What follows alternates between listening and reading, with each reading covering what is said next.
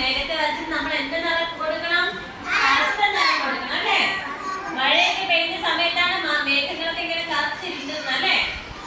അതാണ് ഇതിന്റെ കറുത്ത മേഘങ്ങളെ വരയ്ക്കാൻ പറഞ്ഞത് കേട്ടോ. പിന്നെന്താണ്?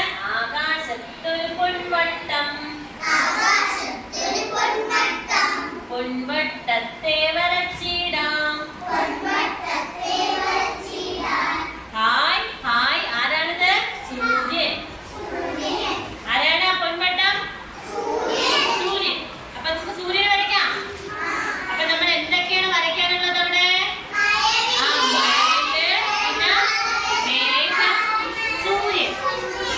എങ്ങനെയാണ് മഴവില്ല് വരയ്ക്കുന്നത്? ഇതുപോലെ നമ്മൾ നമുക്ക് ഈ വരച്ചേക്കുന്നുണ്ടായിരുന്നു പെൻസിലിട്ട്. മഴവില്ല് എത്ര നിറങ്ങളുണ്ട്? 7 നിറങ്ങളുണ്ട് അല്ലേ? 7 നിറങ്ങളുണ്ട്. അപ്പൊ നമ്മള് ഇതുപോലെ 7 കളറായിട്ട് ഇങ്ങനെ എന്ത് ചെയ്യണം? നിങ്ങളിങ്ങനെ ഇങ്ങനെ വലുതായിട്ട് അറിയാലോ എല്ലാവർക്കും. അതുപോലെ ഇങ്ങനെ വളച്ച് വരയ്ക്കണം. അങ്ങനെ 7 എണ്ണം വരയ്ക്കണം. എന്നിട്ട് നമുക്ക് കളർ ചെയ്യാം. മനസ്സിലായോ?